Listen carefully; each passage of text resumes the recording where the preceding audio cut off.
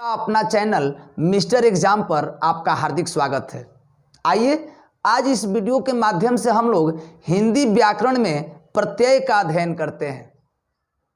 प्रत्यय जो कि किसी भी प्रतियोगिता परीक्षा के लिए काफ़ी उपयोगी एवं महत्वपूर्ण होने वाला है।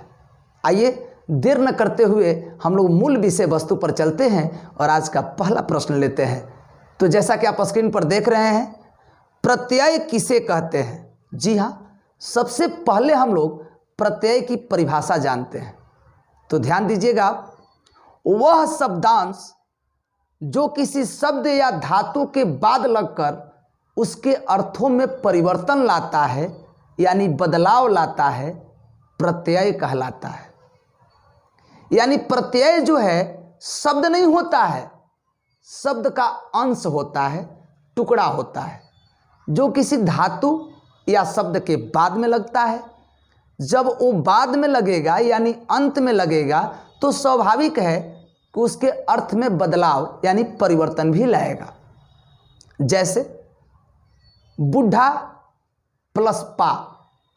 अब बुढ़ा जो है शब्द है और उसके अंत में पा लगा है जो कि शब्दांश है, शब्द का टुकड़ा है, और ये प्रत्यय है पा, क्योंकि ये अंत में लगा है तो एक नया शब्द बनता है बुढ़ापा।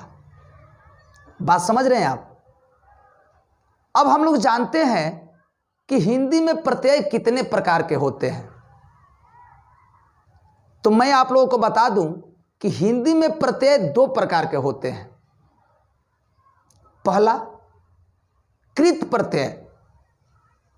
ध्यान दीजिएगा आप, अब कृत प्रत्यय की परिभाषा क्या है?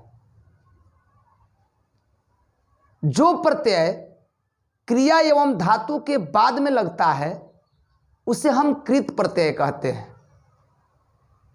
यानी क्रिया या क्रिया के मूल धातु के अंत में लगने वाले प्रत्यय को कृत प्रत्यय कहते हैं। बात समझ रहे हैं आप? क्रिया, किसी भी काम को क्रिया कहते हैं, जैसे लिखना, खाना, पीना, हंसना, रोना, सोना, जाना, आना। बात समझ रहे हैं क्या आप? अब पढ़ना क्रिया है, अब पढ़ मूल धातु है। लिखना क्रिया है, लिख मूल धातु है। यानी मूल धातु से क्रिया की उत्पत्ति होती है। तो क्रिया या मूल धातु के बाद लगने वाले प्रत्यय को कृत प्रत्यय कहते हैं। जैसे आप स्क्रीन पर देख रहे हैं, पढ़ प्लस आई बराबर पढ़ाई। अब पढ़ यहाँ पर मूल धातु है, क्रिया का मूल धातु है, और क्रिया के मूल धातु में आई लगा है तो ये कृत प्रत्यय है, क्योंकि क्रिया के मूल धातु के बाद लगा है और एक नया शब्द बनता है पढ़ाई। बात समझ रहे हैं आप? इसी प्रकार से लिख प्लस आवट, तो लिख क्रिया का मूल धातु है और क्रिया के मूल धातु के बाद लगा है आवट, इसलिए यह कृत प्रत्यय है, क्योंकि क्रिया के मूल धातु के बाद लगा है और एक नया शब्द बनता है लिखावट। मैं आप लोगों को बता दूं कि कृत प्रत्यय के लगने से या जुड़ने से जो नया शब्द बनता है उसे हम कृदंत कहते हैं। यानी कृत प्रत्यय के लगने से जो शब्द बनते हैं उन्हें हम कृदंत कहते हैं। जैसे लिखावट है, आप स्क्रीन पर देख रहे हैं, पढ़ाई है, ये कृत प्रत्यय के लगने से बने हैं, इसलिए लिखावट और पढ़ाई कृदंत शब्द है, क्योंकि कृत प्रत्यय के मिलने से बने हैं। आइए अब हम लोग चलते हैं दूसरे प्रत्यय की ओर। जैसा कि आप स्क्रीन पर देख रहे हैं, हिंदी में दूसरा प्रत्यय है तद्धित प्रत्यय। अब हम लोग तद्धित प्रत्यय की परिभाषा जानते हैं। तो ध्यान दीजिएगा, संज्ञा, विशेषण आदि के बाद लगने वाले प्रत्यय को तद्धित प्रत्यय कहते हैं। यानी जो प्रत्यय संज्ञा के बाद लगते हैं, विशेषण के बाद लगते हैं या इसी तरह के संबंधित अन्य शब्दों के बाद लगते हैं तो उसे हम तद्धित प्रत्यय कहते हैं। जैसे ध्यान दीजिएगा, आप स्क्रीन पर देख रहे हैं, लड़का प्लस पन बराबर लड़कपन।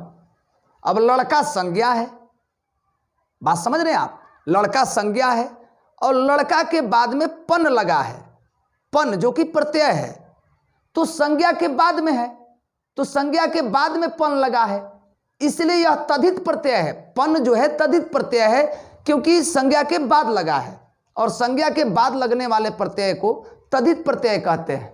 बात समझ रहे हैं आप। दूसरा हम उदाहरण लेते हैं, जैसा कि आप स्क्रीन पर देख रहे हैं, मीठा प्लस आई बराबर मिठाई। बात समझ रहे हैं आप। मीठा जैसे कि विशेषण है, अब यहां पर विशेषण के बाद आई लगा है, तो विशेषण के बाद लगने वाले प्रत्यय को भी हम तद्धित प्रत्यय कहते हैं। बात समझ रहे हैं आप। मैं आप लोगों को बता दूं कि तद्धित प्रत्यय से बनने वाले शब्द को तद्धितांत कहते हैं।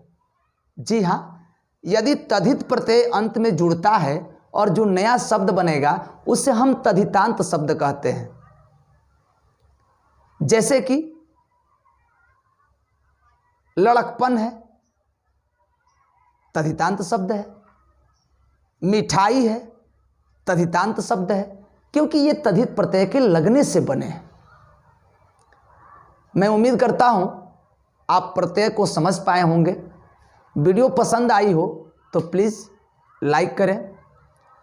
चैनल को यदि आपने सब्सक्राइब नहीं किया है तो हमारे चैनल को सब्सक्राइब कर लें, ये आपका चैनल है। शेयर करें। फिर अगले वीडियो के साथ हम आपसे मिलते हैं, तब तक के लिए बहुत बहुत शुभकामना। धन्यवाद।